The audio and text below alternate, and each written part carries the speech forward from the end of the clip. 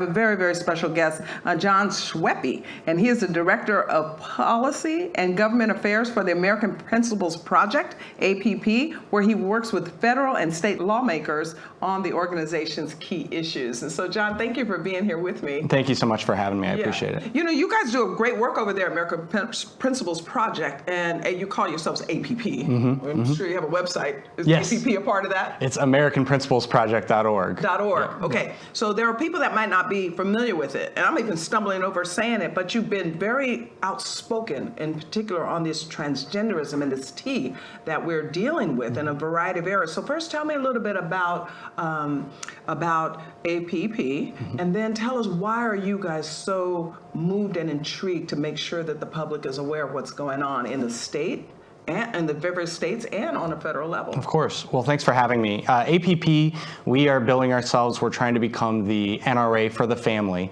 And what we mean by that is we want to, help the good politicians, the folks that are standing with the family on these important issues, and, get the bad ones out of there. I think that's really important.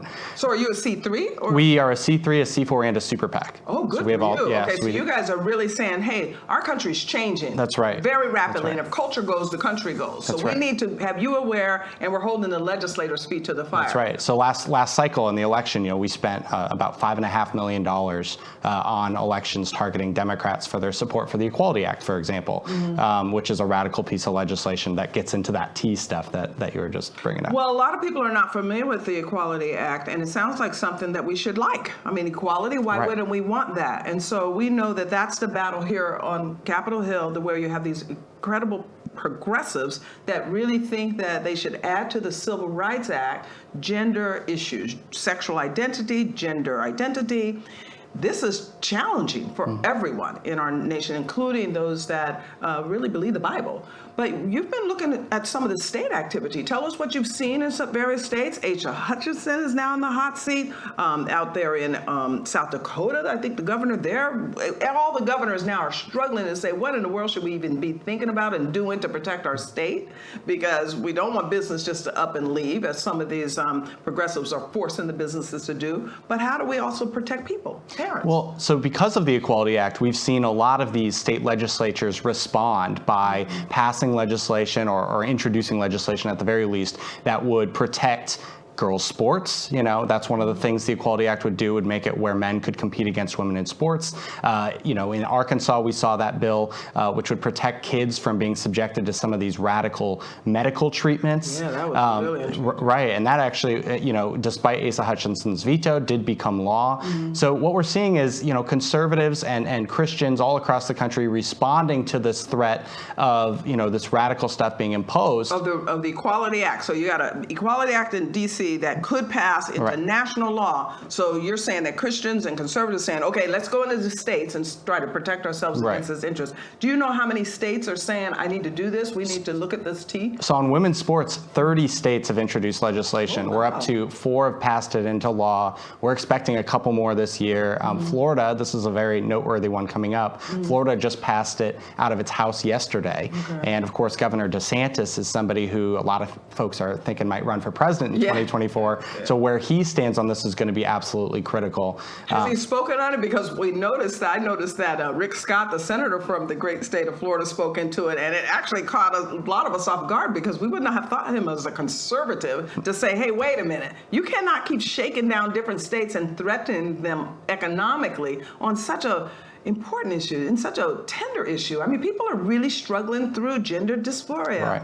No, the statement from Senator Scott was incredible, because he also talked about the corporations, right? All this pressure from left-wing institutions to try to thwart democracy in these states. But we will see with Governor DeSantis. I'm hopeful. He hasn't really been tested on one of these tough issues yet, and he's done so well on some of these other issues like fighting COVID, the big tech stuff, all of that. So the reason the black community loves him and help get him elected is because he's done so well on educational options too. That's right. To allow for money to follow children to schools the parents want, including Christian good quality education.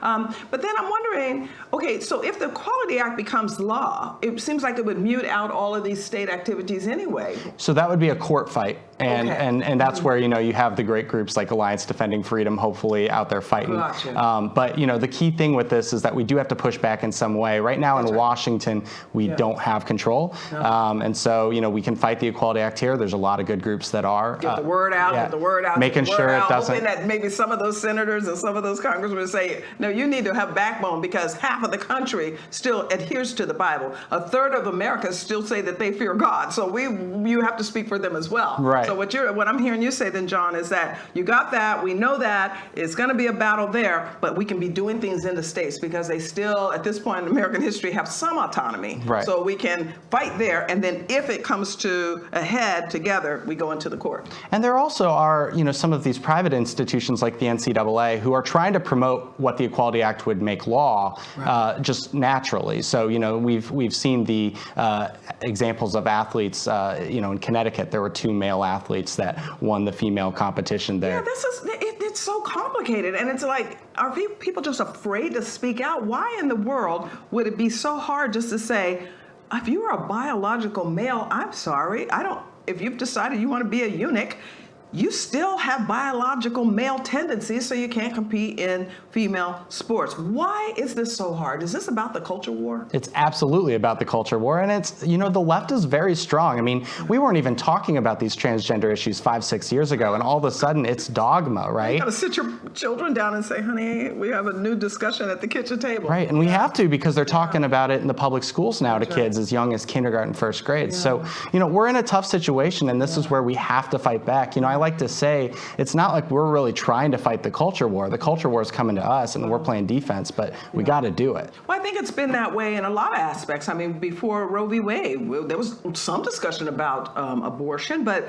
the traditions of America and its founding were Christian people were a part of the society, and so people tried to live traditional lives, marriage before children, and there were certain rules to govern your home, and then we could keep the rules of our bigger government limited. We're not seeing that today, and that's exactly what you're pointed out. Tell us what we can do. What should we do to get these legislators to get a little bit more backbone? The ones that, how is it that Asa Hutchinson, who has had a stellar reputation, I've known him from when he was here in Washington, we're talking about now 20 years maybe ago, and then the one, Kristi Noem, who's new and coming up and excited and got herself caught up and fumbling on this issue, goes all the way back to even Mike Pence when they tried to shake down his state over these LGBTQ issues, and he had to try to make amends with them.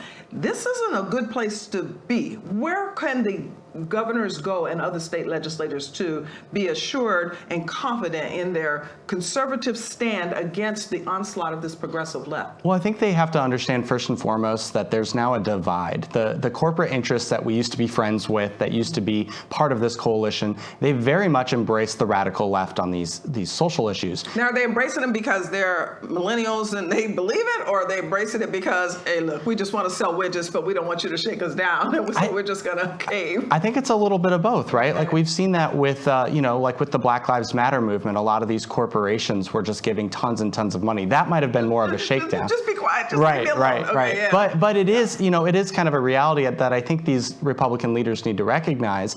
And so you're going to either choose your voters or you're going to choose these corporations who aren't going to help you anyway. They're always going to push back against you. Governor Noem in South Dakota, it's rumored that she was pushed against by Amazon because Amazon had a plant there in Sioux Falls.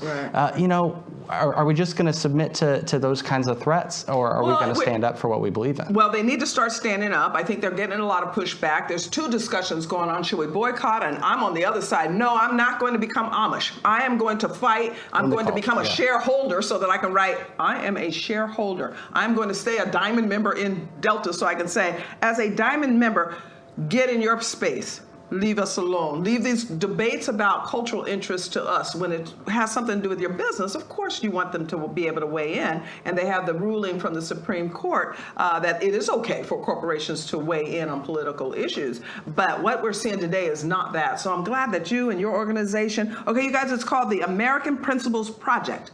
APP, but he says AmericanPrinciplesProject.org. You might want to find out a little bit more about what they're doing. John Schweppe is the Director of Policy and Government Government Affairs. And there are many other friends that you know and that we know that are working over there to make sure that these legislators understand that they have very little option when it comes to not addressing the concerns of their constituencies, especially the constituencies that represent biblical worldview and want that still in our culture. Thank you, John, for being with us. I'll be right back with our panel after this message.